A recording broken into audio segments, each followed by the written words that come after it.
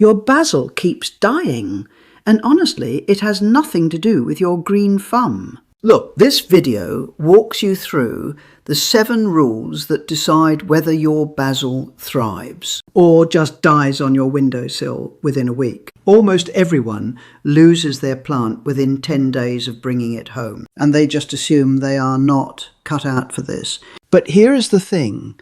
Basil is one of the easiest herbs you can grow indoors. You just need to know what you are actually doing. By the end of this, you will know exactly what to do from the moment the pot hits your counter, all the way to harvesting fresh leaves week after week. The first rule kicks in the second you walk through the door. And look, if you skip this one, every other rule you follow becomes basically pointless. Okay, so when you grab a pot of basil from the supermarket, what you are actually holding is a crowd of tiny seedlings crammed into a container that was never meant to be their permanent home. Think of it like a packed waiting room. Too many plants, not enough space, and everyone slowly suffers. Left together, the stronger ones take over, and the whole pot falls apart. So here is what you do.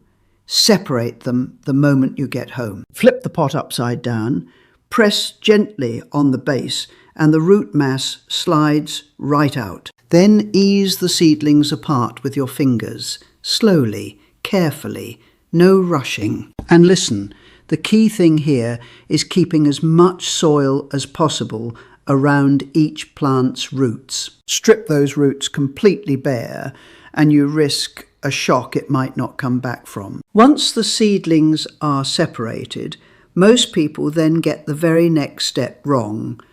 Right, so here is the deal with soil.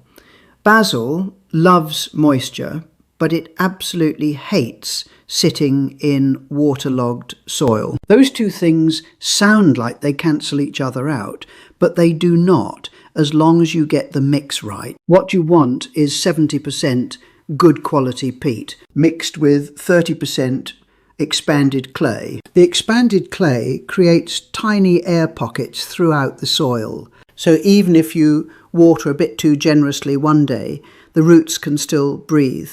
And yes, roots breathe. People forget that all the time. Dense, heavy soil suffocates them. Think of those air pockets as a buffer. They give you a safety margin on the days when your timing is a bit off. Actually, this blend works brilliantly for most potted plants, not just basil, so keep that in your back pocket. Now, with the soil sorted, you need to get the container right, because size and depth shape literally everything that comes next. So you have got 3 options. Option 1, plant them straight into garden soil if you have outdoor space. Option 2, group a few plants into one big pot, keeping at least 10 centimetres between each one, ideally 15. Option 3, and look, this is the one I always go back to, give each plant its own individual pot. For a single plant, you want something around 10 centimetres wide and between 10 and 15 centimetres tall. For a shared pot, go at least 40 centimetres across and between 20 and 30 centimetres deep. No deeper, because the roots only go down about 20 centimetres, and anything beyond that is just wasted soil. Whatever you pick, start with a 2 centimetre layer of expanded clay at the very bottom. Make a 5 centimetre hole in the centre. Lower the plant in without bending the roots. Press the soil around it and mist thoroughly to finish. Now here is the rule that kills more basil plants than all the others put together. And honestly, the fix is so much simpler than you would think. Too little water and the roots dry out and the plant dies. Too much and the roots rot and the whole thing collapses from the bottom up. If water pools in the tray under the pot, pour it out after about 1 hour. Standing water is an open invitation for root rot. Now, to know when to water again, press one finger into the top of the soil. The moment it stops feeling moist, that is your cue. Do not wait until it is bone dry, because by then the roots are already under stress. In really hot weather, you can also mist the leaves directly. Basil absorbs water through its leaves too. Just make sure it is hot enough for the moisture to evaporate fast, because water sitting on leaves for hours invites mould. Get the watering sorted and the roots are protected. But there is one thing happening outside the pot that can quietly undo all of that. Basil is a real sun lover, but direct midday sun will scorch its leaves and can kill the plant outright. When you pick a spot, look for bright but indirect light. If your only option is a sunny windowsill or balcony, try to protect it from the hottest part of the day, roughly between 11 in the morning and 3 in the afternoon. The ideal temperature is somewhere between 18 and 26 degrees. Below that, and growth basically stalls. Above it, in strong direct sun, and the plant goes downhill fast. And here is something most people never even think about. Wind.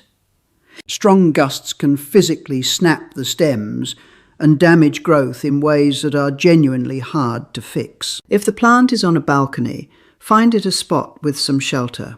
Easy fix, big difference. Now this next rule is what separates the people who get a few weeks of basil from the ones still happily harvesting it months later. Once your plant matures, it will start pushing out its first flower buds. And look, this is actually a critical moment. When basil flowers and those flowers dry out, the plant basically thinks its job is done. It stops producing leaves and starts to die back. To stop that from happening, you pinch the buds off the second they appear. Literally just press them off between 2 fingers. The plant's whole drive is to reproduce. So when you remove the bud, it responds by pushing new growth out lower on the stem, right at the nodes just below where you pinched. Those new shoots turn into fresh branches, which give you a whole new round of leaves. That is how you turn a few weeks of basil into several months of it. Check every few days and pull any buds the moment they appear. Do not let them develop. And then the last rule, because honestly, none of this matters if you damage the plant every single time you go to pick from it. When it is time to harvest, do not grab whatever leaves are easiest to reach at the top. Instead, go for the bigger, older leaves down near the base and the main stem. Those are the ones ready to go, and removing them lets light reach deeper into the pot. To take a leaf off cleanly, find where it meets the stem, leave about ½ centimetre of stalk still attached, and press it off with your fingers.